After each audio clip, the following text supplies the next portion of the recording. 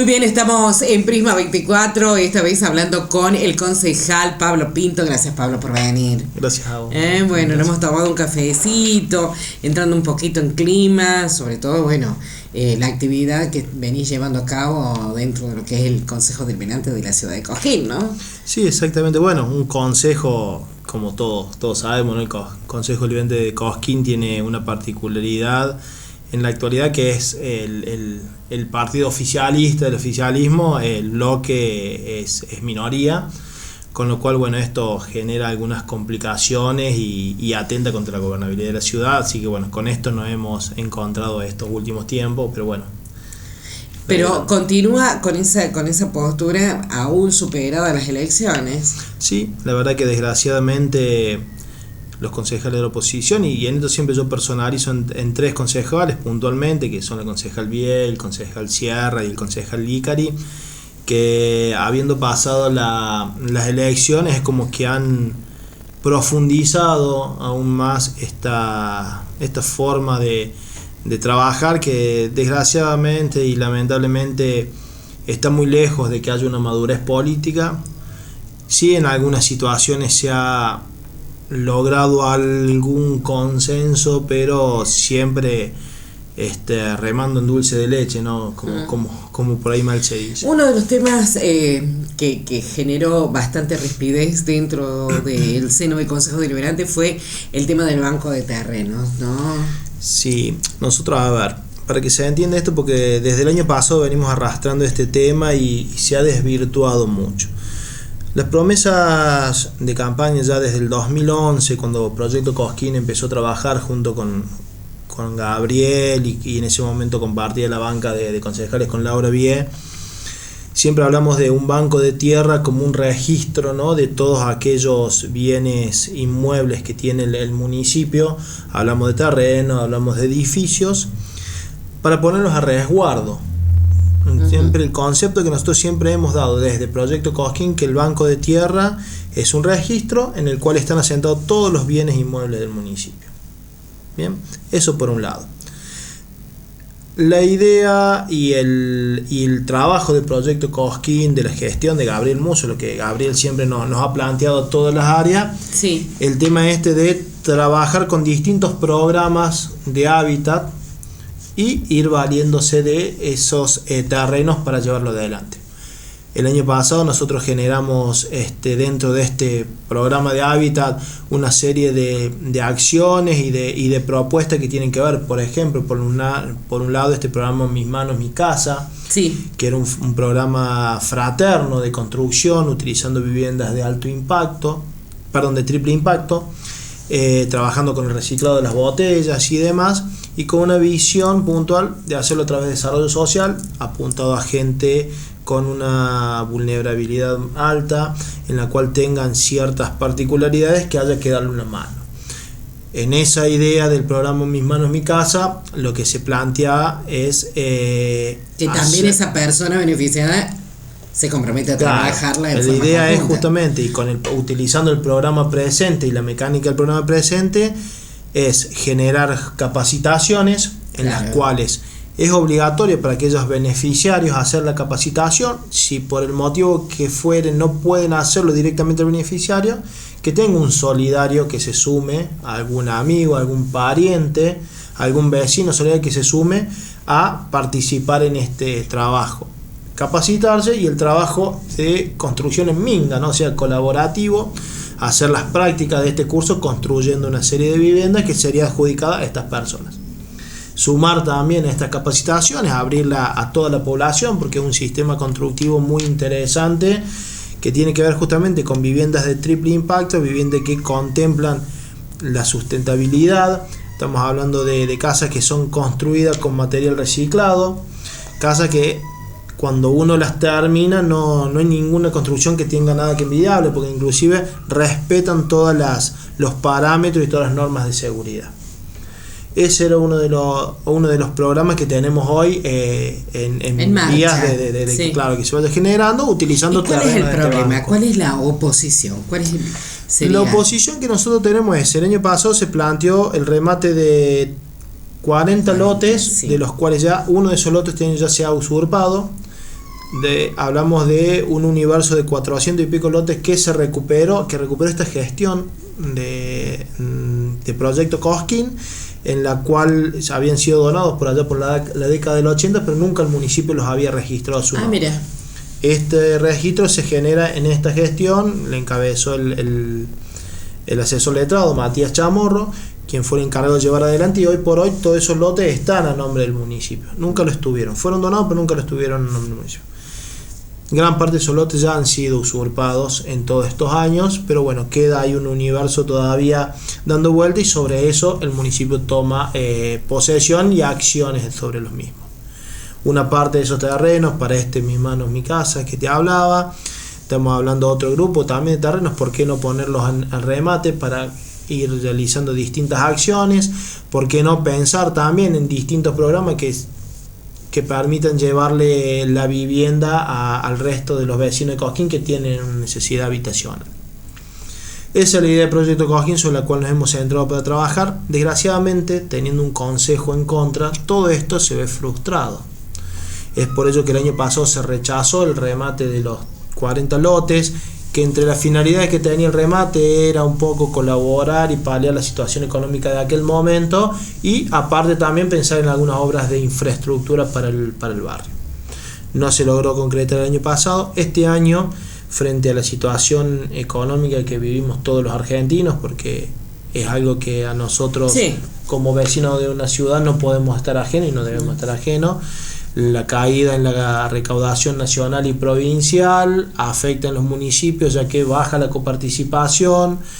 Al municipio, por la situación económica que vive, también baja su propia recaudación, lo que va generando un dominó, y nosotros necesitamos mes a mes ir calzando los gastos básicos de funcionamiento que tiene el municipio.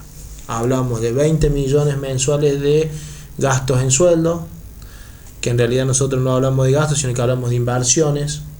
Hablamos de otros 14 millones o un poco más de gastos fijos de funcionamiento, de costos fijos de funcionamiento que tiene el municipio. Hablamos de combustible, hablamos de los alimentos para los distintos comedores, hablamos de salud, todo lo que tiene que ver con insumos, hablamos del resto de los insumos que como en cualquier casa tiene uno para ir en el día a día.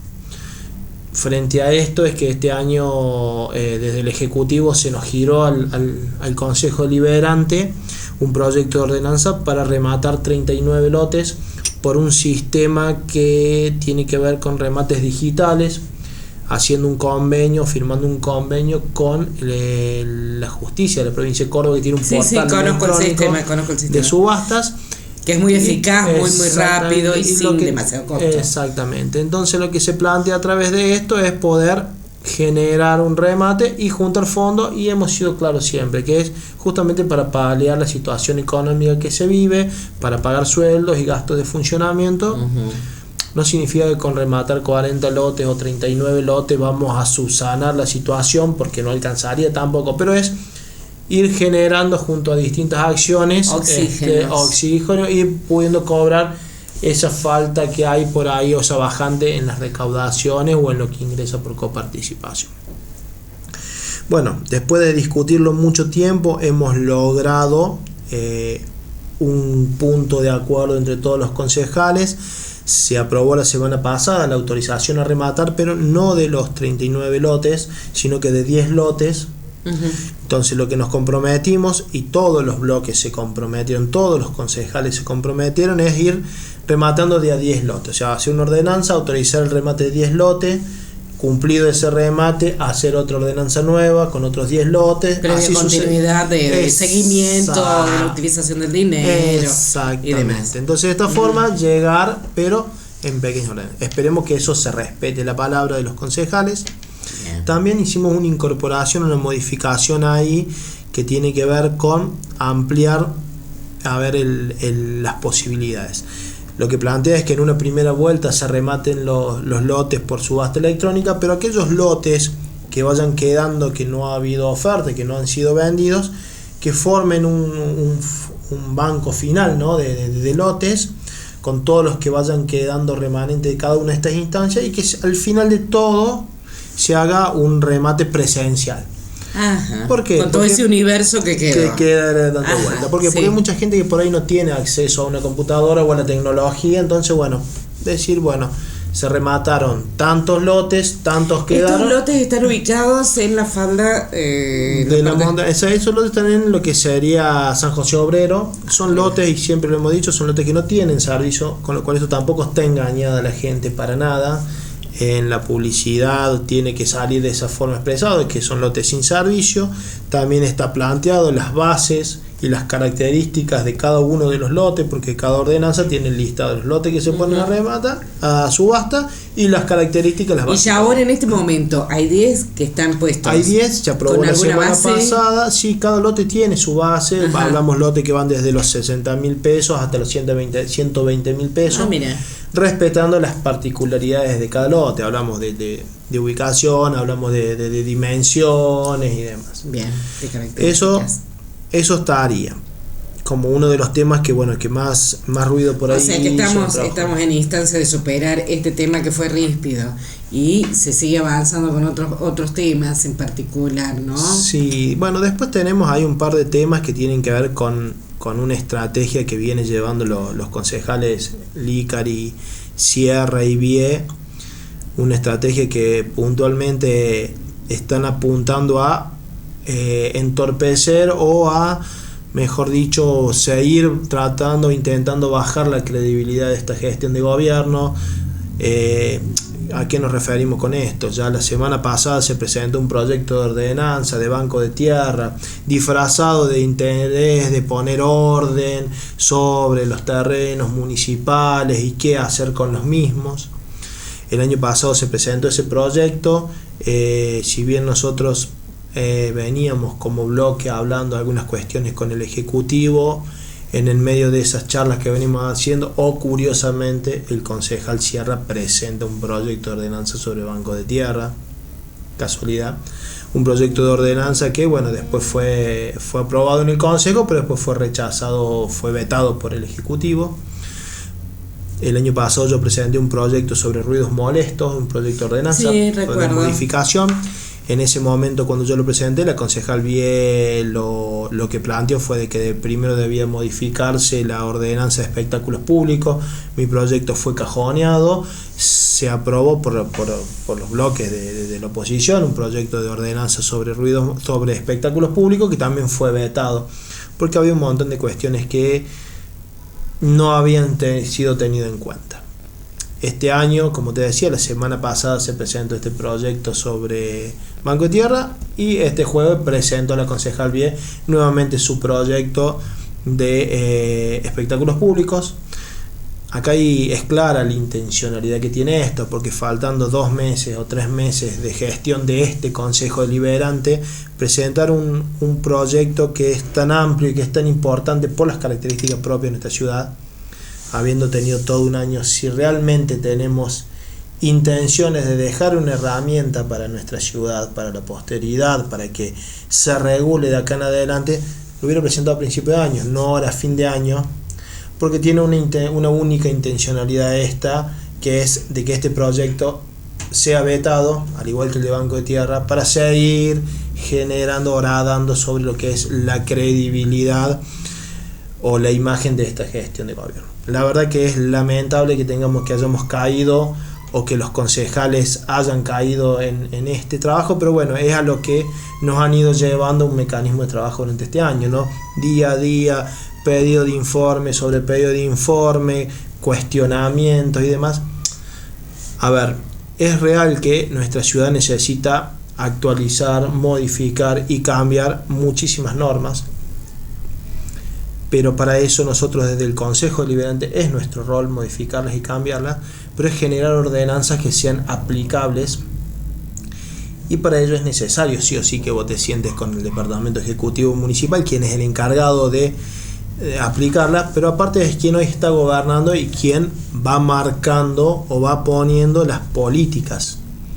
Entonces, si yo realmente tengo intención de mejorar mi ciudad, debo sentarme, ver cuáles son los problemas, discutirlo, ver la posibilidad de que sean aplicables las normas que yo quiero generar. Sé que te escucho y me me retrotraigo a una década prácticamente atrás, con este tema de ruido molesto. Bueno, vos sabés que mi profesión siempre está vinculada con esto. Inclusive con las máquinas, en ese momento tenía un lavadero de autos. Y claro, y era muy gracioso, no tan gracioso para los que teníamos que pagar la multa, pero sí incongruente, porque la medición que hacían del ruido molesto es de acuerdo a qué, y de acuerdo a qué mecanismo de medición, y las herramientas que se tenían para medir no funcionaban. Entonces era como muy loco que te pusieran multas, y no, porque era como una incongruencia entre la ordenanza, entre la aplicación y la forma de probar que vos estabas incurriendo en una falta, ¿no? Entonces yo digo, bueno, no sé si ha cambiado mucho en la realidad. Mira, te cuento, la ordenanza que nosotros teníamos, este año volvimos a presentar esa ordenanza y se aprobó. Gracias a Dios hemos logrado haber aprobado esa ordenanza. La ordenanza que estaba vigente era de la década del 70, una ordenanza viejísima, sí. Copia textual de la ordenanza que tenían en la ciudad de Rosario. Carlos Paz tenía una ordenanza con una misma base, o sea, se ve que se había tomado en esa época como un... Ya había un copia y pega. Claro. En realidad lo que nosotros hicimos fue cuando empezamos con la directora de Inspección General a trabajar ese proyecto.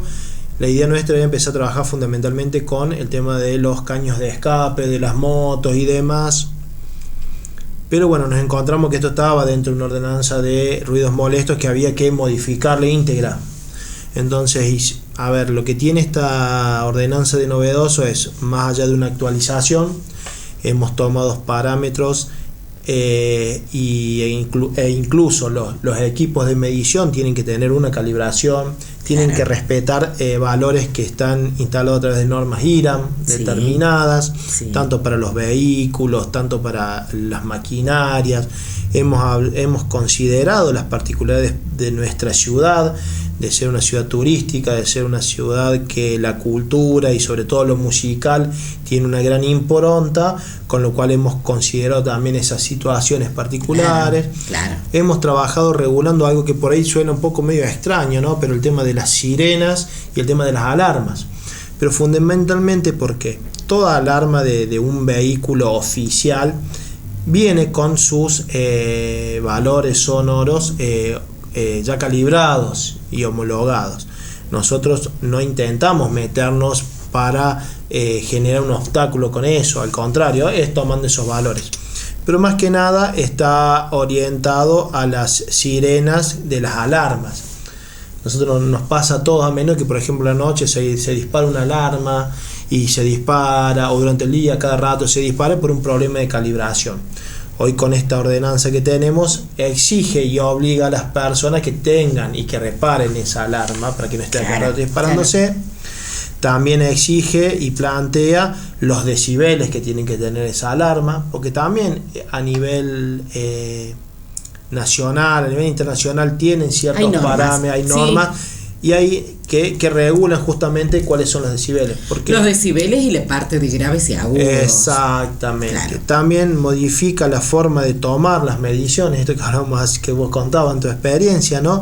Hoy por hoy con la ordenanza, mejor dicho, con la ordenanza que teníamos antes, si supongamos enfrente de mi casa había una fiesta y estaban con el volumen muy alto, para tomar las medidas yo debería de haberlo hecho desde adentro de tu casa, desde una ventana en la cual a vos te genere ese inconveniente y demás.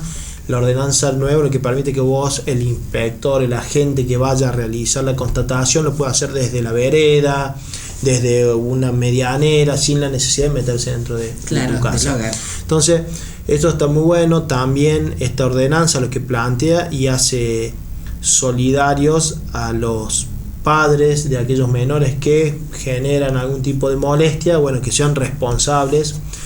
Como así también, por ejemplo, si uno tiene una propiedad que la alquila y supongamos que en esa propiedad se desarrolla una fiesta en la cual hay altos decibeles, la multa no va solo sobre la persona que está en la fiesta o que está a cargo, sino que también sobre el propietario de la vivienda. ¿Por qué?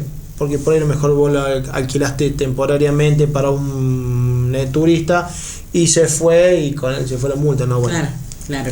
Vos también sos el responsable. Hay muchísimo para estudiar, ¿no? Entonces, exactamente. Bueno, esta ordenanza en aquel momento preveía eso, este año se aprobó justamente para modernizar y mejorar la calidad de vida, ¿no? de todos los ciudadanos. Bueno, volviendo a lo que nos llevó a esto, en aquel momento la concejal Vie planteó de que había que modificar la ordenanza de espectáculos públicos, que en realidad no tiene relación porque ruidos molestos que plantea no son los decibeles que vos podés tener dentro de tu casa, sino lo que no puedes salir de la puerta de tu casa para afuera. Igual para los comercios.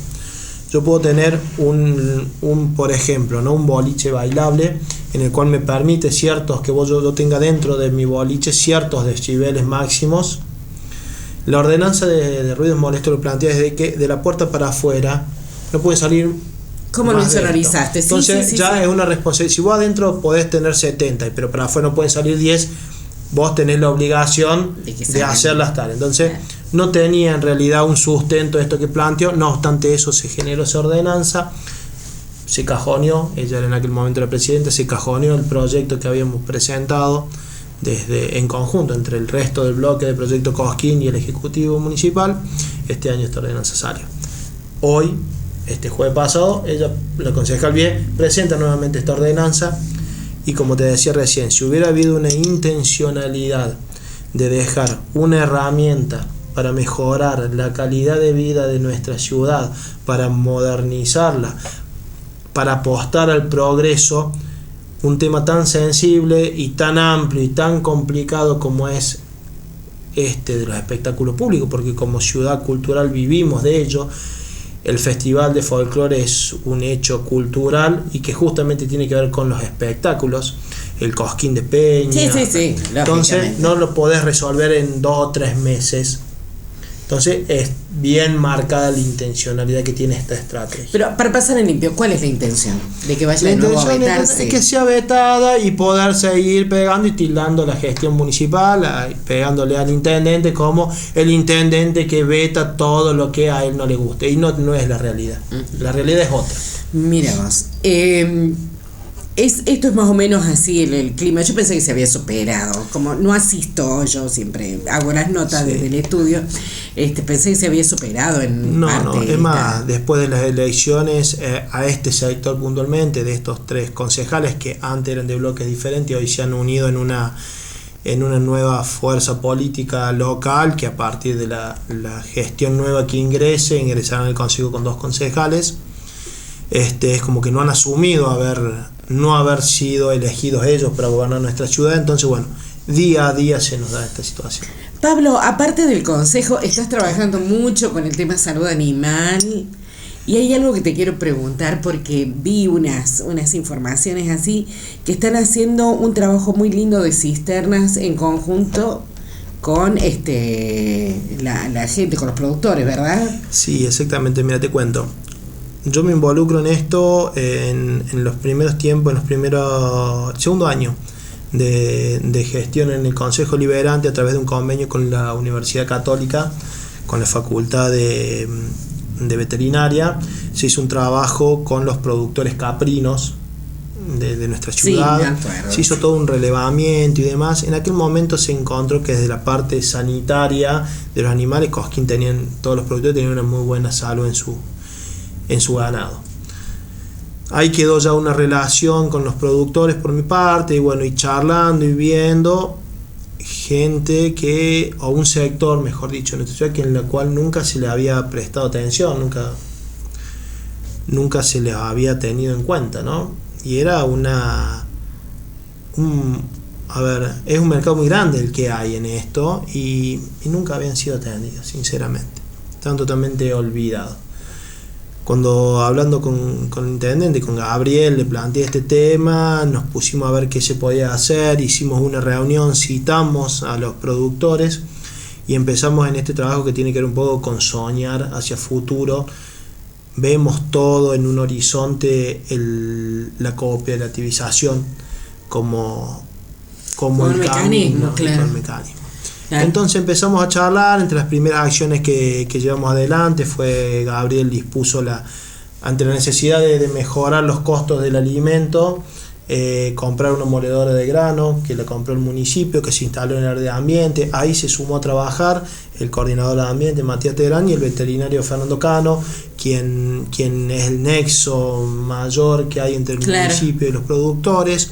Esta moledora se instaló ahí en el área de ambiente y bueno, hoy por hoy todos aquellos productores van y muelen su... ¿Por qué? Porque una bolsa, por ejemplo, de maíz entero le sale 10 pesos y partido le sale 20, con lo cual se abarata muchísimo. Entonces, bueno, con esa lógica empezamos a trabajar, buscamos puntos de coincidencia en los cuales se pudiera ir trabajando. Además, humanamente creo que pudieron sumarse, ¿no? Sí, y te cuento algo que por ahí no se dice, que es importantísimo, es hoy por hoy hay 4 de estos productores nuestros que certificaron ya a principios de este año, finales de año pasado, para las buenas prácticas agropecuarias del Ministerio de Agronomía y Ganadería de la provincia de Córdoba. Está bueno. Lo que significa haber pasado de estar trabajando en un lugar chiquito y sin ser vistos, hoy a estar expuestos. Visibilizados. Exactamente. Entonces hoy empiezan ellos mismos a ver que hay otras formas de trabajar, hay otros beneficios. Hemos realizado desde el año pasado nexos con el INTA, hemos traído capacitaciones sobre gallinas ponedoras, se han entregado pollitos, se los ha capacitado a los productores, se han entregado pollitos para que ellos puedan ir realizando en sus granjas.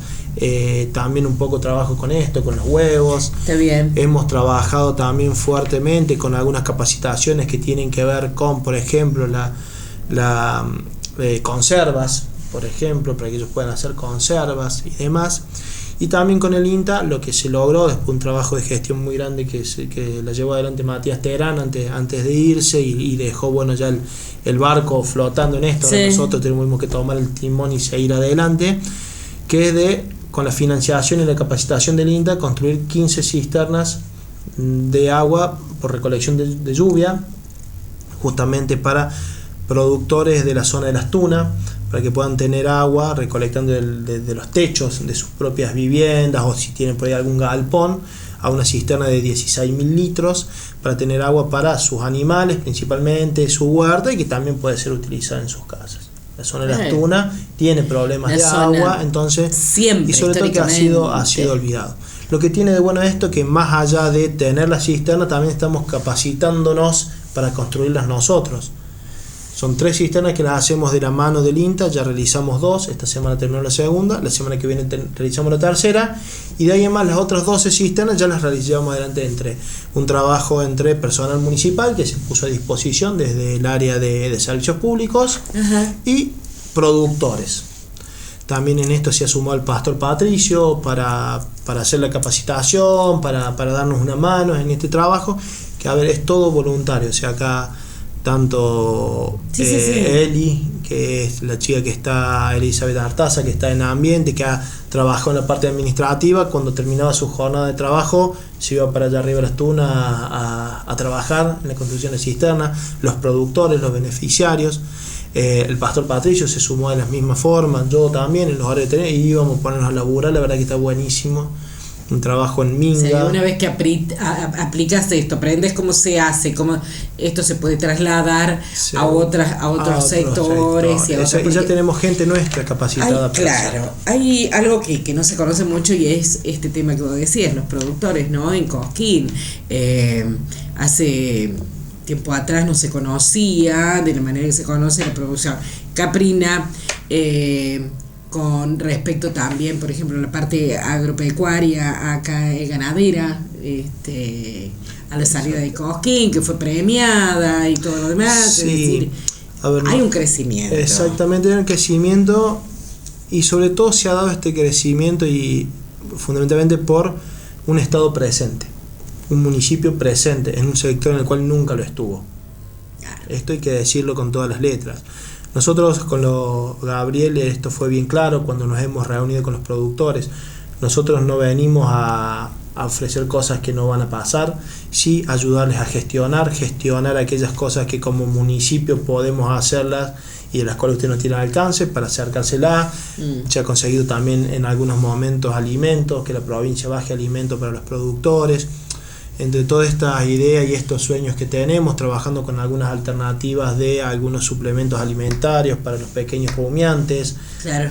Y también pensando en llegar en algún momento a generar algún producto con valor agregado, como por ejemplo poder trabajar los subproductos de la leche de cabra, la lana de la oveja, empezar a ver qué podemos ir trabajando con las mismas familias productoras, ¿no? Industrializando. Exactamente, pero hogareñamente, digamos. Exactamente, y que se genere una industria.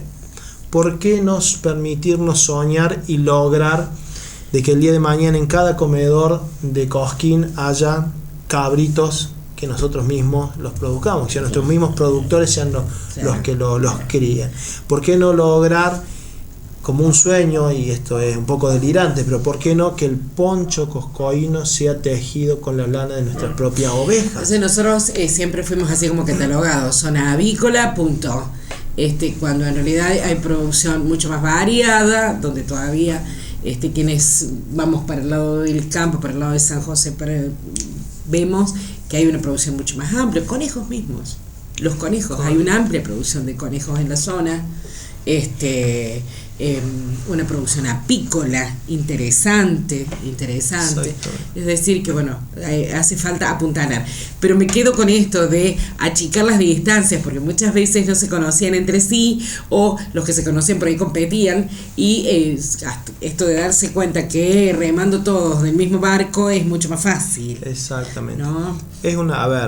Yo hablo mucho de soñar y de llegar a ese horizonte todos juntos. Va a llevar mucho tiempo, seguro, ojalá que no, pero va a llegar. Seamos realistas en esto, no estamos vendiendo algo que es imposible. Claro. Lo que estamos tratando es que nos pongamos de acuerdo entre todos, encontremos los puntos de coincidencia, en esos puntos de coincidencia trabajar y de ahí avanzar. Pablito, muchísimas gracias por estar. Por supuesto que nos quedan muchísimos temas por desandar, pero bueno, apasionados de los temas de trabajo, hemos conversado un poquito largo hoy, pero hace mucho no te veía, sí. Así que también te propongo que mantengamos un contacto un poquito más menudo para que vayamos desandando todos estos meses que van a ser muy importantes. Se nos viene la época donde que hay que presentar proyectos de presupuesto y tarifaria, que no va a ser tarea, nunca es fácil, y este año va a ser peor, me parece. Sí. No, porque esto de proyectar sobre nada, sobre una línea que no sabes la economía para dónde va, va a ser duro. Se nos vienen tiempos difíciles, pero bueno, lo vamos a poder sortear si estamos unidos, claro, como pueblo. Y bueno, y de ya muy agradecido tu invitación y siempre predispuesto para ver. Dale, te invito a un café en la próxima semana. Perfecto. Gracias. Nosotros volvemos en cualquier momento con más Prisma 24.